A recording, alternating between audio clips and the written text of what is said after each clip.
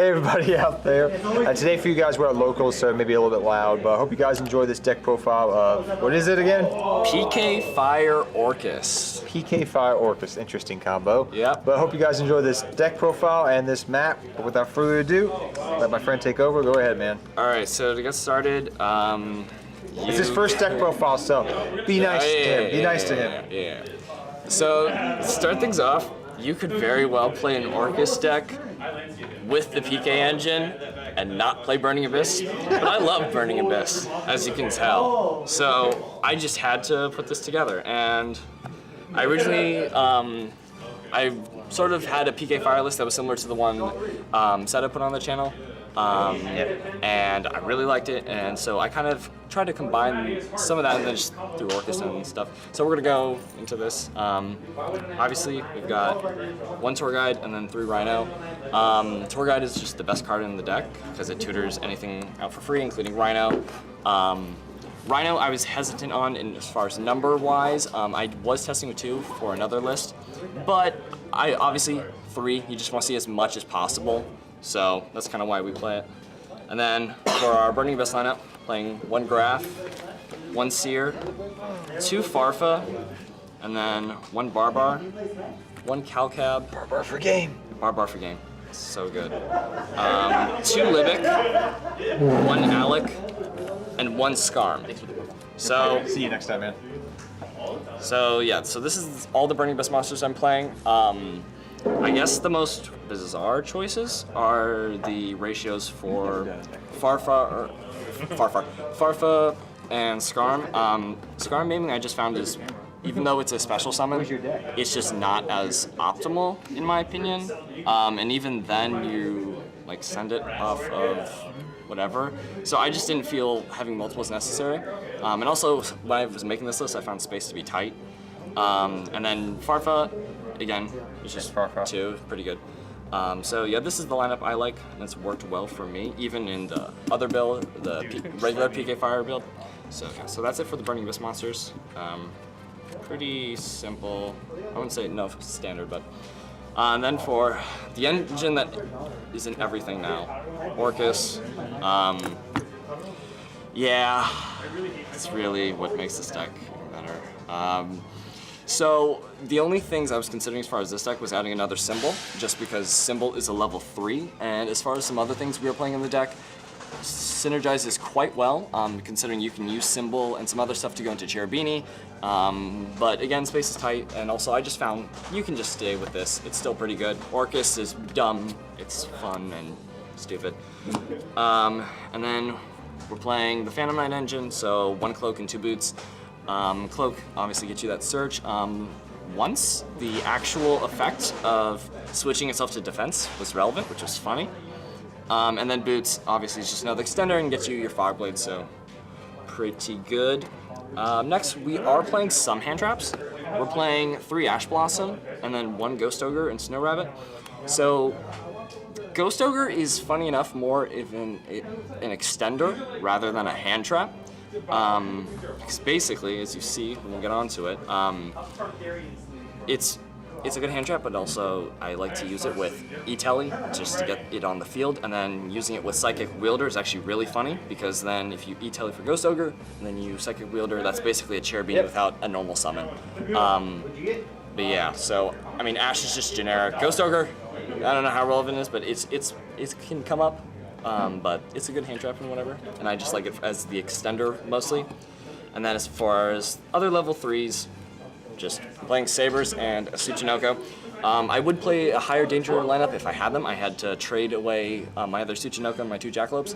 But again, just another level 3. This I feel is a must-have in any sort of Burning Abyss deck you're playing now with Cherubini, just because it is so good. So basically, you just put a card in your hand on the top of your deck and then special summon this card from the graveyard. Even in just regular PK Fire, it came up so much. And in a test hand, a couple test hands I was doing for this deck, it just was working wonders. So that's it for the monster lineup. And then onto the spells, we're playing the 1 Babble. It's Orcust, you kind of really have to play it. It's a good card. Then we're playing 2 Instant Fusion. I am playing El Shadal Winda in the extra deck because it's busted, especially when it's mainly good when it's underneath Cherubini because Cherubini continuously protects it.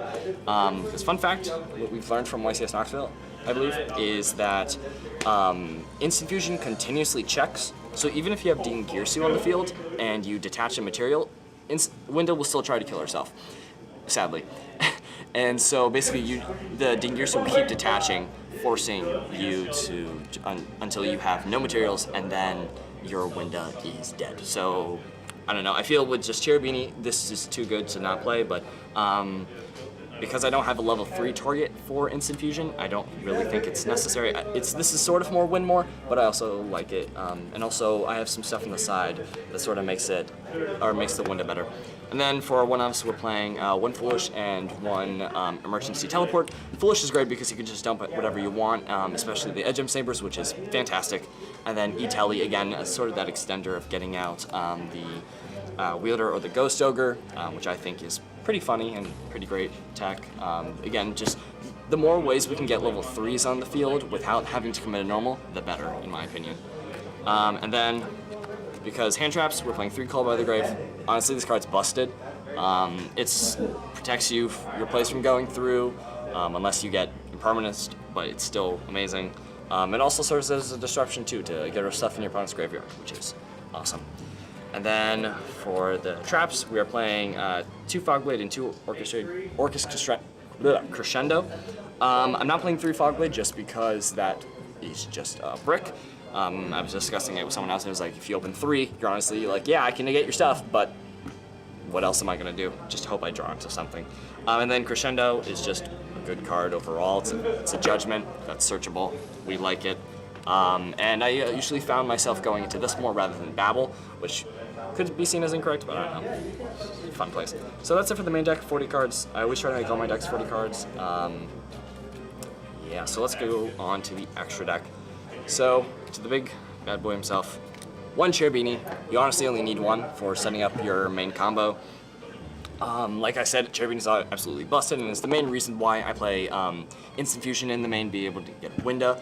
I was doing a test hand where I think my opening hand was, it was Ghost Ogre, Seer, Skarm, Crescendo, and then it was like another random card, and my final board, just because of also a Gem Saber, was able just to be this, Rusty, Galatea, oh, and it was an Instant Fusion, and Winda, and then just a bunch of back row. This card's insane. It facilitates so many things for this deck, both PK Fire, Burning Abyss, Orcust, Burning Abyss. Honestly, this is just amazing. I love this card so much. When it came out and they announced it in Dane, I was so excited because Burning Abyss is my favorite deck. Agree. And then we are playing the 1 Mermaid. Yep, it's kind of necessary. Cerberus, this is the card I just burned through to get into Mermaid because honestly, like, whenever is the popping effect coming out. And then 2 Galatea, honestly, amazing. You usually go through 2 for your main combo just to get back to sitting on this with the counter trap. But yeah, she's amazing, honestly. I did try her at 3, but it was just not really necessary. And also just extra deck was tight in general. So 2's fine. And then you can always bring it back with Symbol, so it works out. And then we're playing the 1 Phoenix for more back row hate. 1 Rusty, because this card is busted. 1 Nightmare Unicorn for that shuffling removal, which is great against decks. 1 Triple Burst, this is something I'm sort of testing against the theory sort of against Sky Striker, being able to negate the Ray.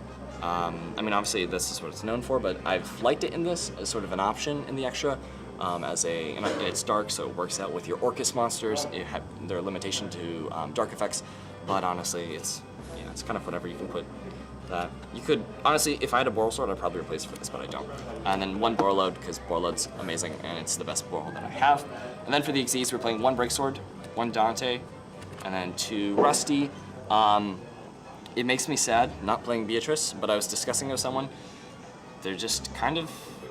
Snow was sort of the best thing you sent off Beatrice, and yeah, you can send Farfa and Skarm and some stuff, but honestly, it's like, is that the best play? And even then, like, the extra deck is so tight that you don't really have anything to go out of if your Beatrice gets destroyed by battle or card effect, and even then, your opponent's gonna probably either like unicorn your Beatrice away. So I just found it was not worth the resources, and I found myself not having a Burning Abyss in hand to be able to go into it.